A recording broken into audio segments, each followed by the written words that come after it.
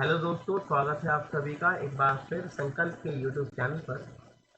और आज हम जो टॉपिक लेके आए हैं वो थर्ड ईयर से रिलेटेड है। और थर्ड ईयर वालों की हिस्ट्री का जो है चैप्टर है विश्व आर्थिक संकट, उससे रिलेटेड है। आपको पता होगा कि 1929 की एक महान आर्थिक मंदी की चर्चा अक्सर की जाती है, और यही आपके यूनिट में यहाँ पर दिया गया है, जिस पर आज हम चर्चा करेंगे। इतिहास में जो ये महामंदी है दोस्तों, ये एक बहुत भीषण जो है संकट मानी जाती है। इसे भीषण मंदी भी कहा जाता है और द ग्रेट डिप्रेशन भी कहा जाता है, जो 1929 से लेके 1939 के टाइम तक देखी गई थी। और कहते हैं कि ये विश्व के आधुनिक इतिहास में यह सबसे बड़ी मंदी थी उस समय। दोस्तों, अक्टूबर 1929 में संसार की परिस्थिति अचानक बदल गई, क्योंकि संयुक्त राज्य अमेरिका के शेयर बाजार में इतनी जोरदार गिरावट आई कि जिसके परिणाम स्वरूप सभी वस्तुओं की कीमतें जो थी वो बहुत ही ज्यादा तेजी से गिरने लगी, और सभी देशों में मुद्रा का मूल्य भी गिरने लगा था। तो ये आर्थिक संकट जो था खासकर यूरोपीय देशों पर पड़ा था, और प्रभाव इसका पूरे विश्व में था। तो चलिए आइए इसको पढ़ते हैं। विश्व आर्थिक संकट 1929 की महान आर्थिक मंदी क्या थी, और औद्योगिक यानी विकसित देशों पर इसके प्रभाव की विवेचना की थी। कहते हैं कि विश्व अर्थव्यवस्था में प्रथम विश्व युद्ध की समाप्ति के बाद 1920 में संसार को एक भयंकर आर्थिक संकट ने आ घेरा। और इससे पूर्व यानी कि पहले ऐसा संकट कभी भी देखने को नहीं मिला था। अर्थशास्त्र के कुछ विशेषज्ञों ने 1929 के आर्थिक संकट का वर्तमान में आए आर्थिक संकट से जोड़कर देखा है दोनों को।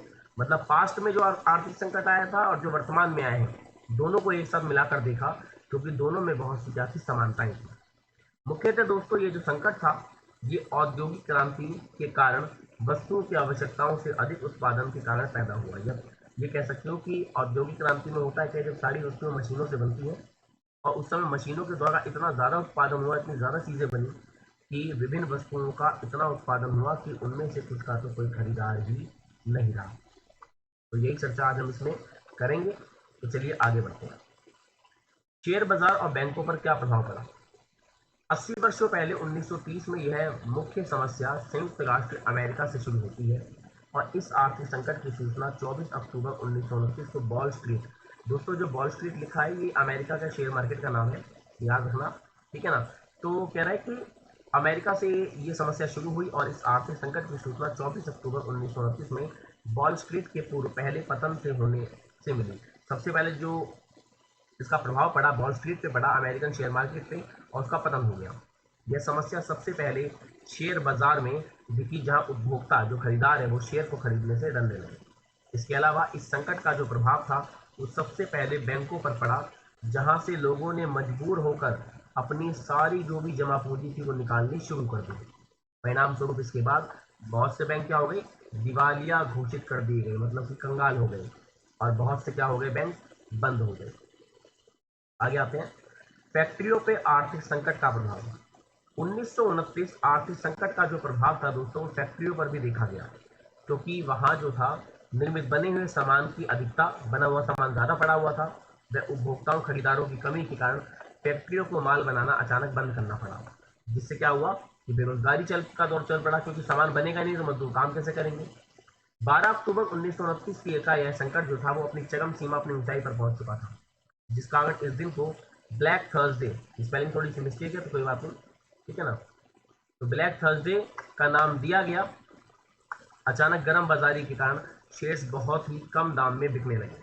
लगभग मिलियन, लाखों शेयर, करोड़ों शेयर जो थे अपनी ही कीमत के 25% के दाम में बिके, और आगे भी ऐसा चलता रहा, क्योंकि शेयर आधे से भी आधी कीमत पर उस समय बिक रहे थे, पैसा डूब रहा था लोगों का।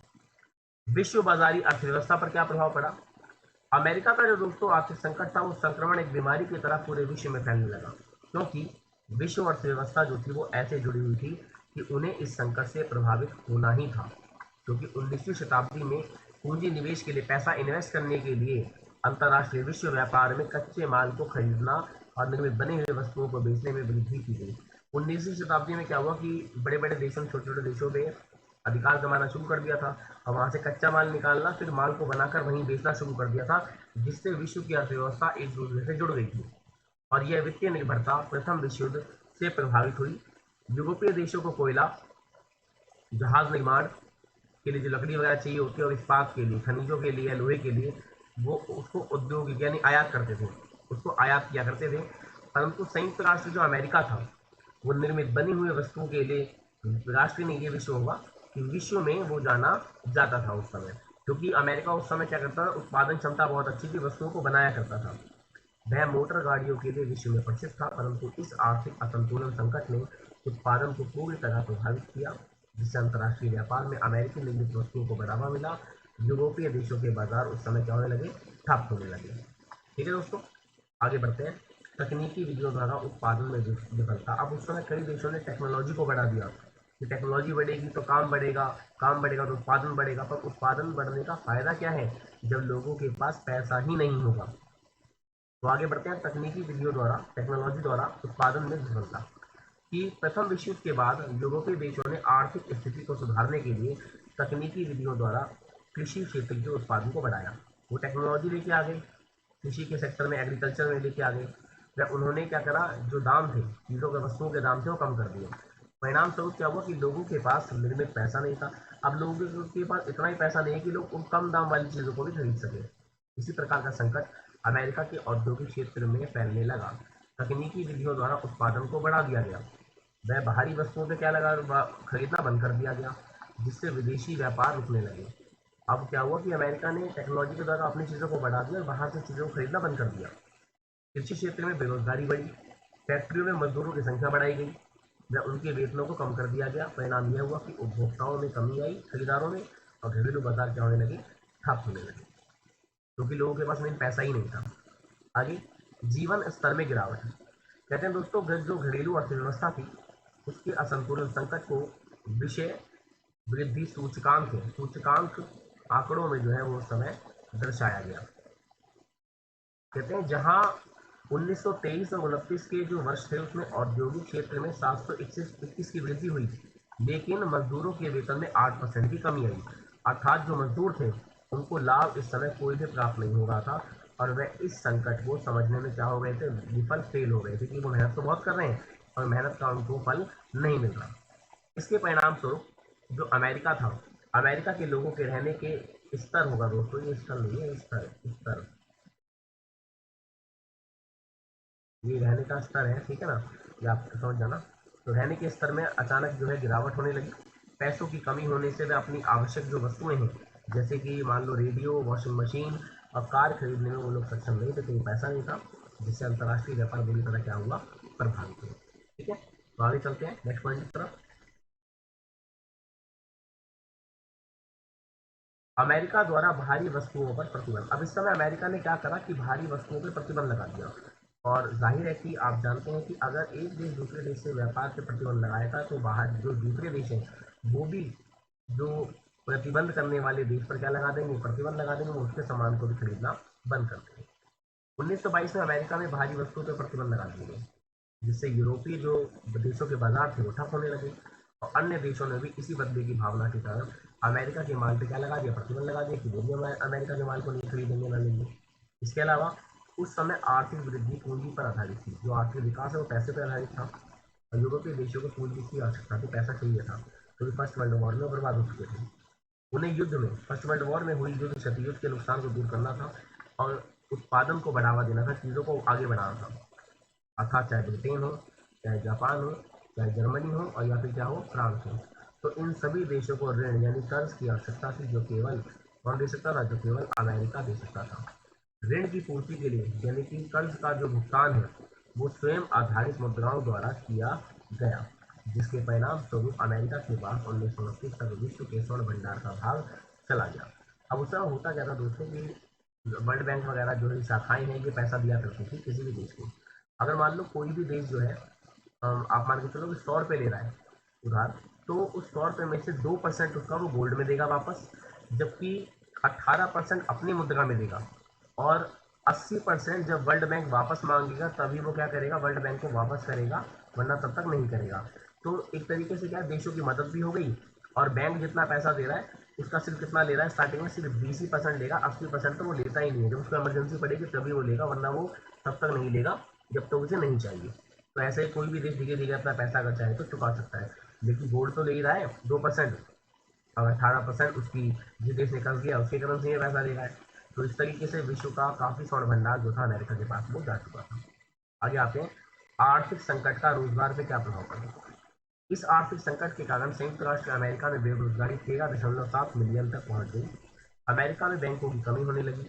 जहां 1929 में बैंकों की संख्या 25,000 थी, वहीं 1933 में कितनी रह गई, 15,000 रह गई। अर्थात बैंक बंद होने लगे। औद्योगिक क्षेत्र भी आधा हो चुका था। जो कहते हैं कि इंडस्ट्री सेक्टर था वो बिल्कुल ही खत्म हो चुका था, बहुत ही आधा आ चुका था। 8 में से 1 किसान के पास भी जमीन नहीं थी, जिससे खाद्य पदार्थों के मूल्य में वृद्धि हुई, महंगाई बढ़ चुकी थी। इतनी बड़ी समस्याओं के बाद यह महसूस हुआ कि कुछ आर्थिक योजनाएं, कुछ प्लानिंग बनाई जाए, कुछ प्लान्स अपनाए जाएं। इसलिए सभी देशों ने व्यक्तिगत निजी स्तर पर प्रयास करने शुरू किए, क्योंकि आर्थिक अनेकता होने से समस्या हल नहीं हो सकती है। यानी कि सबको एकता लानी पड़ेगी, सबको एकजुट होना पड़ेगा, कुछ सोचना पड़ेगा इसके लिए, फिर योजनाएं अपनाई गई।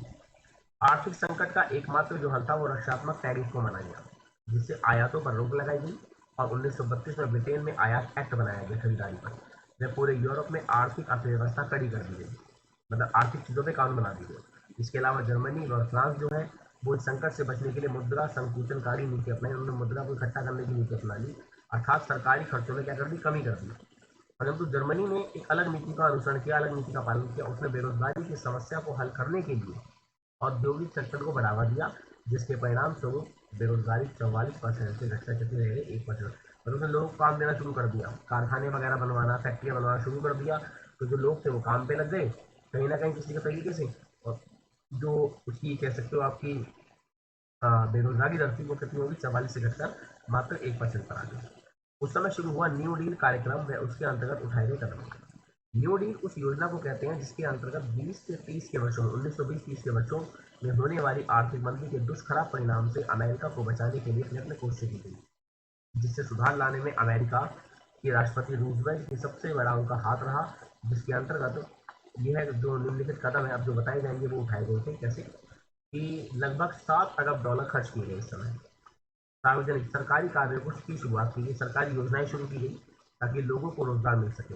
जैसे मकान हो गया, रेल मार्ग हो गया, सड़कें हो गई, पुल हो गए आदि कार्यों पर 1940 तक $160 अरब खर्च किए गए, जिससे 30 लाख युवकों को करा गया काम पर दोस्तों लगाया गया।